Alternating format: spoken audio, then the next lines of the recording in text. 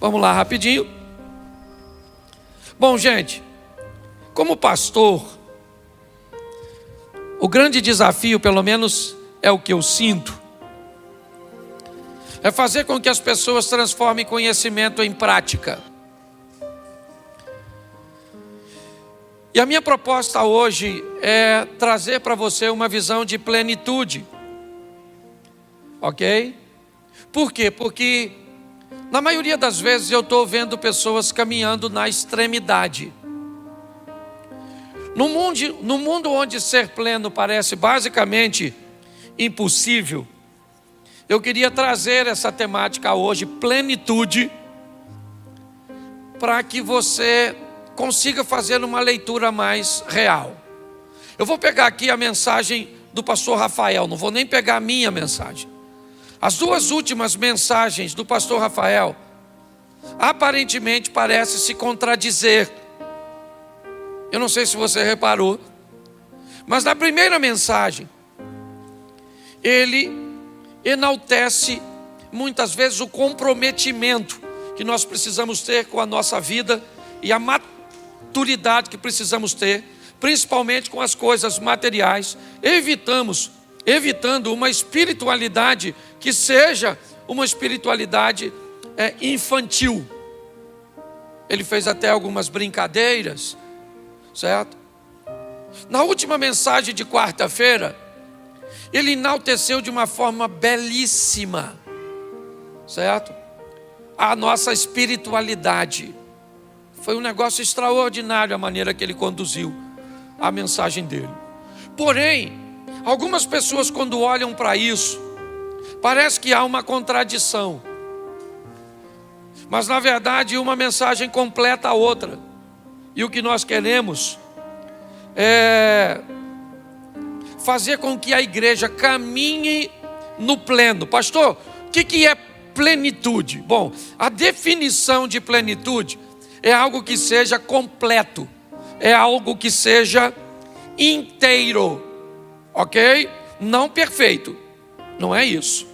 Para que você consiga entender isso, primeiro, você precisa entender que a mentalidade do completo inicial, ela é uma mentalidade totalmente errada. Algumas pessoas têm muita dificuldade de crescer na vida, de avançar, porque elas esperam um ambiente de segurança, onde antes de tomar ou de dar o primeiro passo, ela consiga obter todas as respostas, todas as garantias de que vai dar certo. E pessoas que esperam por esse ambiente, normalmente, elas não vão longe, porque a construção e a revelação, elas acontecem no caminho. Abraão, sai da sua terra e da sua parentela e vai para uma terra que eu te mostrarei. O que há é apenas o início de uma revelação. Mas Abraão vai aprendendo as lições de ter conduzido Ló, as lições de ter entrado no Egito, as lições de ter ouvido Sara e se deitado com a egípcia Agar. O que você descobre é que as lições da caminhada é o que vai gerar a construção de um todo. E todas elas são lições, erros que nunca mais devemos cometer, coisas que devemos praticar com mais frequência. Tudo isso. Então, eu preciso hoje, porque eu me deparei com algumas perguntas quando estava preparando essa mensagem. Quem já ouviu a frase que me parece que modelou, estagnou a mentalidade, talvez, do brasileiro em geral?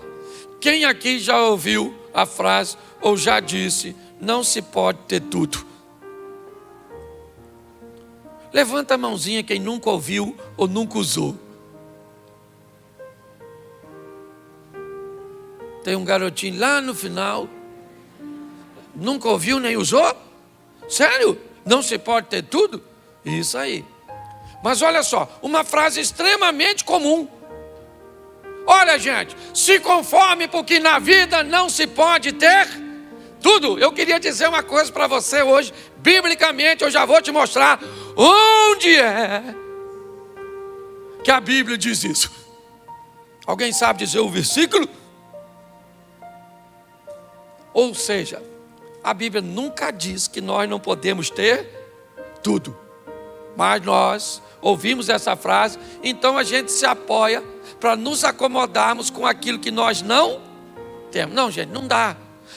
Por exemplo, sorte no jogo, azar no amor. O que é isso? É a construção de uma mentalidade. Que se você tem alguma coisa, faça uma barganha com isso, para tolerar aquilo que você não tem. E é isso que eu quero quebrar. Hoje nós vamos mergulhar no todo. Pastor, isso não é assim, soberba? O soberbo pode ser soberbo sem ter nada. Nem precisa de tudo. Certo?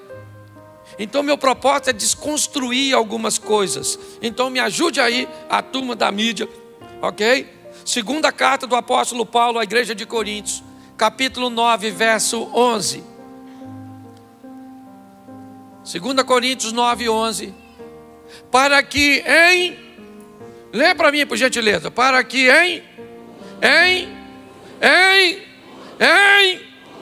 enriqueçais para toda a beneficência, a qual faz que por nós se deem graças a... Seja rico de... Então a Bíblia está dizendo que você pode ter tudo, sim ou não? Sim ou não? Pois é. Ah, pastor, mas a Bíblia diz que é para enriquecer em tudo, para ser benevolente, certo? E ajudar as pessoas, porque aí o nome de Deus vai ser glorificado através das nossas ações. Aprenda uma coisa, a Bíblia não tem problema com enriquecimento individual. Não tem. Pessoas na sua individualidade podem ser altamente ricos, certo? Pode ter dinheiro pra caramba. Só que você precisa entender uma coisa: a visão de Deus sempre foi coletiva. É reino, igreja, povo, nação. Não tem problema. Mas eu quero que você entenda que a carta está sendo escrita e ela diz, o apóstolo Paulo está dizendo que é para que nós sejamos ricos em tudo. Ah, pastor, mas você não acha que dinheiro faz algumas pessoas se perder? Vou tratar disso mais à frente. Só estou achando que nós estamos vivendo num ambiente de injustiça. Estamos punindo o equilibrado por causa do desequilibrado. Estamos fazendo com pessoas que sabem administrar bem sua vida, ok?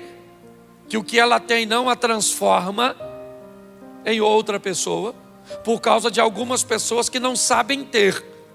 Então o meu propósito aqui hoje é trazer você para o equilíbrio, fazer com que você olhe para uma ótica diferente. Então só vou te mostrar texto que fala de fartura. 2 Samuel, capítulo 12, verso 8. 2 Samuel 12, 8. Coloca para mim. E te dei a casa de teu senhor, as mulheres de teu senhor em teu seio, e também te dei a casa de Israel e de Judá. E se isso é pouco, mas te acrescentaria tais e tais coisas. Isso é Deus conversando com Davi. Deus está dizendo para Davi: Davi, eu te dei muito. Eu te dei muito dinheiro, eu te dei muito poder, eu te dei muitos soldados, eu te dei muitas mulheres, eu te dei tudo. Mas se você achasse que isso fosse pouco, eu ainda te daria mais, uma visão de abundância. Deus não proíbe ninguém de ter fartura, de ser farto, de ser próspero.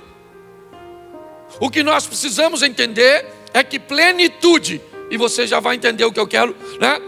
É ter princípios e valores e controles para balancear aquilo que está chegando em doses, muitas vezes, extremamente elevadas. Pessoas muitas vezes que recebem um nível de fama alto. Tem algum problema em ser famoso? Não. Mas quando essa fama vem numa dose muito alta, esse indivíduo, se ele quer ser pleno, ele tem que preparar outra área da vida dele para fazer com que ela cresça, para balancear com a fama. Senão ele fica soberbo, acha que é um artista, começa a tratar as pessoas de qualquer jeito. Me parece que é por causa dessa deficiência de controle de algumas pessoas que nós acabamos nos acomodando, achando que ter muito, que enriquecer, que receber coisas em diversas áreas, porque aqui nós não estamos falando apenas de riquezas. Te dei a casa de teu Senhor, te dei as mulheres, certo? Te dei Israel e Judá, e se isso fosse pouco, eu te dei vitória sobre o gigante. Quanto ele gastou ou ganhou com aquilo? Nada, porque nem o prêmio que ele ia ganhar para matar o gigante, ele ganhou. Quando olhamos para isso, o que eu quero que você veja é a visão da magnitude do que Deus quer fazer na sua vida. Eu chego na casa de pessoas, não faz sentido as pessoas viverem daquele jeito. Sentido. Se comportarem daquela maneira, tomar aquele tipo de decisão, ter aquele tipo de vocabulário, não cabe.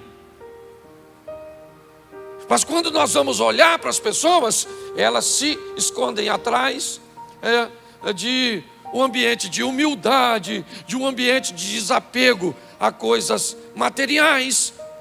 Ou seja, elas ficam com medo. Tem gente que tem medo de prosperar porque acha que a prosperidade pode levá-la para o inferno.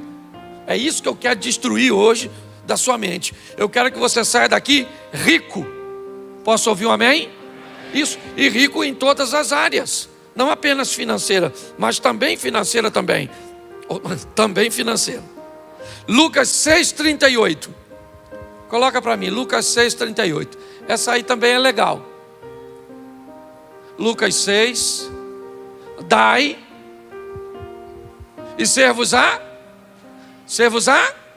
De que? Olha o texto, é mais ou menos assim. Deus está dizendo: seja fiel a mim e eu vou devolver para você. Sabe o que eu vou dar para você? A mesma coisa que você me deu. É isso que o texto diz?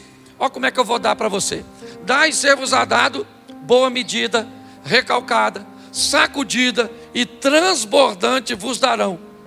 Porque com a mesma medida com que medirdes, também vos medirão de novo. Preste atenção, porque aqui é algo que está voltando para você. É Deus dizendo: mande para mim, que eu devolvo a você numa dimensão muito maior de cuja qual você me mandou. O que é isso? Uma visão de expansão, uma visão de crescimento, ok? Então, pautado nesses três textos, eu quero que você entenda que 2 Coríntios 9:11 diz que você tem que ser rico em tudo. Fala tudo. Isso. Você tem que ter dinheiro, saúde, um bom casamento, um bom emprego, uma boa vida com Deus. Beleza. É tudo. Eu nunca fiz pipa. Tive habilidade para fazer pipa, porque eu não sabia fazer vareta. Às vezes eu botava mais cola de um lado que do outro. Todas as vezes que eu ia botar minha pipa no alto, miserável. Aí eu tinha que ficar fazendo força. E aí infeliz para lá. O que eu descobri que tem gente igualzinho eu, só que não faz com a pipa, faz com a vida. Parece que caminha só num lugar. É para ganhar dinheiro, ele ganha. Não consegue uma mulher. Consegue nada. Aí o outro já tem uma vida extraordinária, mas não tem um tostão no bolso. Já viu, conhece um povo assim? Ele não é pleno, ele vai muito numa direção só. O propósito nosso aqui hoje é fazer você, tu vai ser espiritual, é isso aí, maluco. Vai embora. Certo? Aprenda a tomar seu dragão, lança fogo. Mas tem uma vida espiritual maneira, tem um casamento legal, tem uns filhos maneiros, é para caminhar tudo. Tudo direitinho. Ah, pastor, eu estou lascado da saúde. Menino, ontem deu um jeito aqui na coluna. Eu já estava com um problema aqui. Aí agora, vem para cá. Eu falei: Senhor, tá ruim de ser feliz. Certo? Uma dorzinha aqui, outra lá, aquela coisa toda. Porque pra gente ser feliz, ser pleno, também tem que ter saúde, sim ou não? Um pouco de cada coisa. Não é tudo de tudo. E é isso que eu quero mostrar a você. Porém, olha que texto maneiro esse aqui. Não sei se você vai reconhecê-lo, porque a gente escuta ele demais. Ele é bonito. Mateus 16, 26. Te dei 3 textos de abundância. Agora eu vou te dar um dos textos mais perigosos que eu conheço. Mateus. Lê para mim a igreja do Senhor.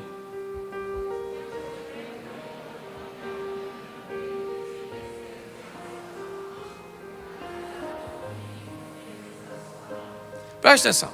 Pois que aproveita o homem ganhar o mundo inteiro e perder a sua? Essa frase, normalmente, ela é dita por quem não está a fim de vencer.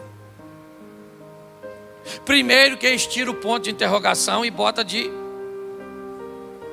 afirmação. O texto está dizendo assim: gente, se você ganhar o mundo, você perde a alma. É isso que essa frase está dizendo? Ela é um questionamento. Ela está fazendo só uma pergunta. E está assim de gente usando essa frase na sua vida como afirmação. O texto só está perguntando a você: o que adianta você, o homem, ganhar o mundo inteiro e perder a sua? Mas esse texto não está dizendo, pelo amor de Deus, de que para ganhar o mundo tem que vender a alma. Ah, eu não quero ganhar dinheiro não. Mais fácil é entrar um camelo num furo de uma agulha. E por favor, pare de caçar outra agulha que não seja aquela de cozer. Camelo e agulha é camelo, camelo, camelo, camelo, camelo. E agulha é agulha, agulha, agulha. Porque tem gente que quer aumentar o tamanho da agulha. A agulha é uma passagem que tem num canto. Não é passagem droga nenhuma. Agulha é agulha, agulha. Pastor, mas então olha quanta dificuldade. Isso é Lucas 18. Porque Lucas 19, Jesus entra na casa de um rico e diz: hoje veio salvação a esta casa. Então o problema não é o dinheiro, é o coração de quem vai ter. Ah, pastor, eu não sei ter dinheiro que eu vou me perder. Então não tenha, pobre. Anota meu Pix. Porque eu sei ter dinheiro. Quem sabe ter dinheiro aqui e ter vida com Deus? Oh! Eu não quero ter nada de bom porque eu me perco. Lasque-se você então. Mas não pega o equilibrado que sabe ter e andar na presença do Senhor e diz que ele não pode ter nada. Porque quem não pode ter, fica querendo privar a gente de ter. Esse dia um infeliz, só falando assim, o culto também virou desabafo. Eu gravo uma live, apareço com um relógio. O cara posta assim: precisava de aparecer com um relógio que vale um apartamento? Menino, o senhor estava presente quando eu comprei. O senhor sabe que eu não vou mentir. O relógio custou R$79 em Manaus.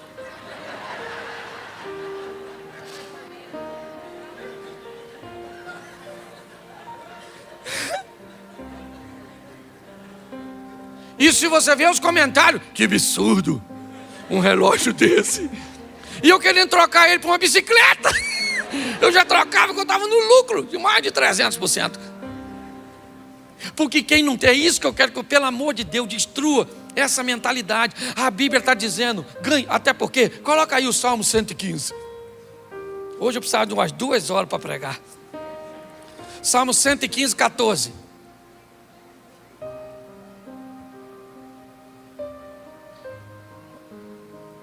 É porque o Salmo 115 é muito longo.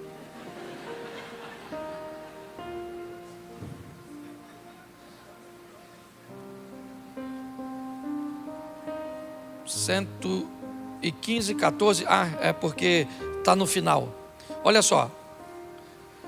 O Senhor vos aumentará cada vez mais. O Senhor vai fazer o quê? Se o Senhor vai me fazer crescer. Isso, cada vez mais. A você e aos seus. Olha só. Bota o versículo seguinte. O 15. Isso. Sede benditos do Senhor, que fez, o que ele fez? Ele fez o quê? Bota o 16. Os céus são céus do... Ele fez os céus e a... Ele disse que os céus são céus do... Mas a terra ele deu a quem? E quem são os filhos dos homens? Nós! Então a terra é para quem conquistar? Não! Primeira pessoa do singular. Isso! Porque quando fala nós, parece que é nós sem eu. Eu! Quem é que vai conquistar Xerém? Quem é que vai conquistar espaço? Quem é que vai conquistar recursos? Quem é que vai conquistar? Sou eu! Porque aprenda uma coisa: se a terra ele deu aos filhos dos homens, ele fez os céus e a terra. O verso lá 14 diz que ele vai nos dar mais, nos enriquecer, a nós e aos nossos filhos. Aí ele diz, fez céus e terra, e diz claramente, os céus são dele e a terra é nossa. Ou melhor, minha. Pastor, primeira vez que eu venho nesse lugar, nossa, que igreja legal, diferente. Porque Xerém é o meu lugar, é o meu bairro, é meu, maluco, está dominado. É meu, a mulher é minha, o neto é meu, é meu, os amigos são meus, é meu. Por quê? Porque a Bíblia diz que essa terra é nossa. Então para com essa palhaçada. Não, só o suficiente. Ah, pastor, eu não quero nada. Então vai embora para outra igreja. Some daqui, vai para a igreja do nada. Você está entendendo? Vai para outro canto. Porque aqui nós queremos que você, comece chegando de bicicleta, troque para moto, vá para um carro, ande nisso, naquilo, mude de casa, mude de bairro, mude tudo, mude sua gastronomia, se vista bem, viva o sensacional e depois vá para o céu. Não é permuta. Não é. Então se a terra ele deu para os filhos dos homens, ah, pastor, não gostei dessa palavra, porque Jesus disse assim, os pobres sempre terei convosco. Ele disse isso, sim ou não? Sim ou não? Sim, mas ele disse quem era? Ele só falou assim, Cláudio, eu até imagino ele falando comigo, Cláudio, os pobres, você sempre terá com você. Os pobres eu sempre terei. Não está dizendo que eu tenho que ser. Aliás, não diz nem que ninguém tem que ser. Eles só vão existir, porque presta atenção, uma coisa é pobre, outra coisa é miserável. Não confunda pobreza com miséria. Certo? Tem gente que não tem expectativa nenhuma e quer viver aquela vidinha. Então, deixa eles viver. E você quer viver uns troços diferentes, quer morar num lugar diferente, quer falar uma língua diferente que ninguém na sua família nunca falou, mas você quer falar inglês. Aí seus primos olham e dizem, para conversar com a gente, não, jumento, eu vou sair daqui.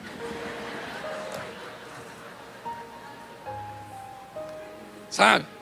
Eu vou morar em outro lugar, não é você não, você só é uma parte da minha vida, você não é meu fim. Tem uns parentes que dá vontade de não falar, tem ou não tem? Isso.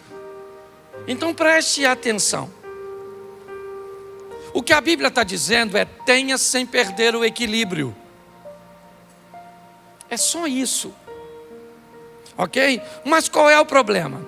Nós estamos privando os equilibrados por causa dos desequilibrados. Aí a gente começa a falar mentira. Você quer ver? Eu vou dar um exemplo que vai bagunçar, mas eu vou falar, talvez eu até me bagunce, mas eu vou falar. Beber é pecado? Sim ou não? Sim ou não? Se eu falar que eu estou cometendo mentira. Mas por que eu falo que é? Ou porque muitas vezes pessoas falam que é? Porque tem gente que se aproximar perde esse troço, acaba a vida, família, é porta de entrada para as drogas, violência doméstica, leva o dinheiro da pessoa, é um troço dos infernos. Sim ou não? Sim ou não? Mas tem gente que sabe usar? Sim ou não? Mas por causa dos desequilibrados, nós punimos todo mundo. É esse desequilíbrio que me incomoda no discurso. Porque segundo a Bíblia diz, eu fui chamado para libertação e não para ser prisioneiro de um texto dominador. Eu tenho que pregar a verdade. Você quer saber? Eu perdi 2 irmãos por causa de bebida. Você quer saber se eu bebo? Não. Você quer saber se eu recomendo bebida para você? Não recomendo. Mas eu não posso vir aqui e determinar uma coisa para a sua vida que a Bíblia não. Ah, pastor, mas tudo me é lícito, mas nem tudo me. Beleza, gente. Mas tem gente que vai fazer uso e nunca vai ter problema. Tem ou não tem? Porque vai ser pontual. Às vezes o cara vai numa cantina italiana comer uma massa para comemorar o dia do seu aniversário de casamento. Aí ele toma uma taça de vinho com a sua esposa. Eu vou vir aqui para o púlpito e dizer: você vai para o inferno, miserável, com vinho, tomando um drink com Satanás. Não, mas sabe qual é o problema? Porque olha só como é que o desequilíbrio. Aí é desequilíbrio. Aí o cara abre, sabe o que ele faz? O pastor falou que pode, que agora os pinguços já estão dando. Ele vai esperar a boca secar para tomar cachaça pura, é ou não é verdade? Aí ele vai, bebe, tira uma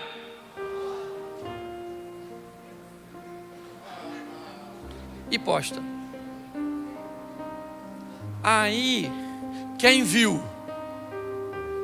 Os desequilibrados. Caraca, maluco, o cara tá chapando. Aí o escândalo entra através de você e você vai se lascar. Agora eu não estou aqui para contar mentira para vocês. Eu estou aqui para criar uma igreja madura, séria, habilitada para lidar com todas as coisas. Você vai em outro lugar e alguém pede para você mostrar na Bíblia dele onde beber é pecado, onde proibido você não mostra, você fica com cara de Zé Ruela. E quem te ensinou? O Zé Ruela, chefe. Estou fazendo apologia à bebida, não. Quer saber? Não beba, não beba. Não beba, não beba. Mas eu não posso contar história. Então você precisa entender uma coisa. Para você viver a plenitude, você precisa ter a sua mente livre. Livre. Livre. Livre para conversar com sua esposa, você que é casado, sobre suas preferências sexuais, você e ela. Você e ela. Chama a maluca e diga: e aí, querido? Que tipo de modalidade você joga? Isso. Converse com sua esposa. Maturidade. Entendeu? As pessoas se libertam quando sua mente são livres. Então, primeiro, deixa eu te dar 4 coisinhas aqui que eu acho que vale a pena. Primeiro, deixa eu ver aqui para eu não passar. Primeiro, equilíbrio não é a mesma coisa que politicamente correto. Tem alguns extremistas que, se você diz, Adriana, que é para ser equilibrado, ele diz: eu não sou, porque eu não sou politicamente correto. Não, deixa eu te explicar. Politicamente correto, certo, é aquela pessoa que quebra princípio para favorecer a imagem em determinados ambientes. Então ela está num ambiente e ela acha que, se ela der um parecer negativo àquele ambiente, ela vai ser discriminada, certo? Ela vai perder prestígio. Então, mesmo que ela não concorde, e, por exemplo, eu fui no evento do Raul Gil, aquela roda de fogo. Então eu estava num ambiente que não era o meu, sendo entrevistado por 3 mulheres mais o Raul Gil. E eles me perguntaram o que eu achava sobre a homossexualidade. E eu fui categórico, ok? No que eu penso e nos meus valores. Educado, obviamente, equilibrado. Por quê? Porque, preste atenção, equilíbrio, ao contrário de politicamente correto, você mantém o princípio para a realização pessoal. Enquanto o politicamente correto abre mão do princípio para manter a imagem O equilibrado, ele mantém o princípio para a realização pessoal e não coletiva. Não é para todo mundo concordar comigo, é simplesmente para eu defender aquilo que eu acredito. Então, se você não tiver essa posição do que eu creio e aprender a expor na sua família, na sua sala de aula, no seu trabalho, em qualquer lugar, o posicionamento que defenda a sua realização pessoal, você não consegue ter êxito. Porque você fica com medo das pessoas dizer que você é preconceituoso, que você é retrógrado, que você é marxista, que você é isso, que você é aquilo, ok? Então, entenda que equilíbrio não é ser politicamente correto, é se posicionar com respeito, defendendo o princípio da sua realização pessoal. É assim que funciona. Segunda coisa, aprenda que nesse ambiente, onde nós estamos sendo treinados, o sistema não é compensatório.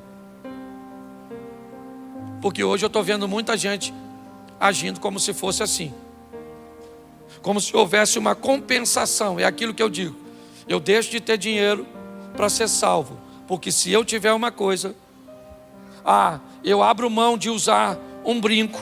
Por quê? Porque eu faço uma fofoca, mas aí eu compenso. Eu traio a minha esposa, mas eu dou dízimo. Não há sistema compensatório aqui não, querido. O que há é arrependimento, conversão, transformação. É assim que funciona. O sistema aqui não é compensatório. Então não pensa que você vai fazer alguma coisa. Porque é que eu nunca subi. A turma sabe, nunca. O Zia caminha comigo. Nunca perguntei quem é dizimista, quem não é, o que dizima, o que faz. Eu não sou fiscal da Receita do Céu. Para mim não interessa. Desde que todos passam aquela porta por ali, dali para dentro, minha esposa é minha ovelha, meu filho é minha ovelha, meu neto é minha ovelha. Se você é empresário, se você dá R$5 de dízimo ou se você dá 50 mil, para mim é a mesma coisa. Não tem esse negócio comigo. Aqui o sistema não é compensatório. Não bote isso na sua cabeça. Não. Não, eu vou fazer uma ação social aqui, porque eu dei um deslize ali para dar uma compensada. Não funciona. Ok? Para ter uma coisa, eu não preciso abrir mão de outra. O que eu tenho que ter é vida com Deus. Terceiro, você precisa saber, se você quer ser pleno, precisa saber qual é a sua medida. Porque se você não souber a sua medida, você nunca vai ser pleno. Você sabe por quê? Porque sempre vai ter gente que tem mais que você. Então qual é a sua medida? Esse dia eu estava num evento de caras milionários. Talvez o que tinha menos dinheiro tinha mais de 100 milhões. E o alvo deles era ser bilionário, igual a alguns camaradas que estavam lá. Aí eu pergunto a você, qual é o desafio disso? A ausência de entender qual é a sua medida. Parece que tem pessoas que funcionam como aquela bruxinha. Como é que é da Branca de Neve? Não, a Branca de Neve é a maçã que come. Aquela do espelho. Espelho, espelho meu. Cinderela. Qual é o problema das pessoas? Espelho, espelho meu. Existe alguém que tem mais dinheiro do que eu? Existe alguém que mora numa casa melhor que a minha? Enquanto você não souber a sua medida, e esse é um problema sério, porque hoje, se você descobre a sua medida e vai para o meio de pessoas que não têm a maturidade para entender a deles, vão dizer que você estagnou. Você não pode estar satisfeito com o que você tem. Esse é o grande desafio. A plenitude, o que ela faz? Ela me faz ter o entendimento de que eu tenho a minha medida. E pronto. A minha medida. Ela é minha. Não interessa. Vou contar um exemplo para vocês. Ontem eu estava fazendo um serviço. Um amigo me emprestou uma máquina. E eu estava fazendo um serviço limpando um lago. E aí o rapaz da máquina me disse, eu todo sujo dentro do lago, cheio de barro. Ele me diz assim, pastor, o óleo diesel da máquina está acabando. Eu falei, meu Deus, mas você me avisa agora, os meninos tudo dentro do lago, e eu todo sujo, do lado de fora, de bermuda, de chapéu de palha, de imundo. O único carro que tinha para ir é uma picapezinha que eu tenho, uma Fiatzinha, mas pensa, não fecha o vidro, não... pensa numa Fiat toda bagunçada, que eles usam para trabalhar lá. E quem é que vai comprar o óleo diesel? O Cláudio. Vai eu, de chinelo, todo rasgado, sujo, naquela picape, sem o cano de descarga, não funciona. E vai eu.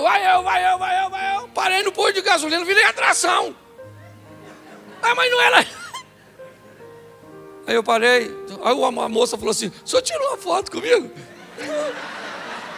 Eu falei, vamos registrar a vergonha. Vamos embora, vem e tira uma foto comigo. E eu nitidamente, eu vi pessoas desdenhando de um cara que estava todo sujo, num carro velho, porque tinha uma máquina abrindo um buraco. E aí me desculpe, porque eu preciso dizer, e você sabe que eu não sou soberbo, porque tinha uma máquina terminando de limpar um buraco para eu andar de jet ski.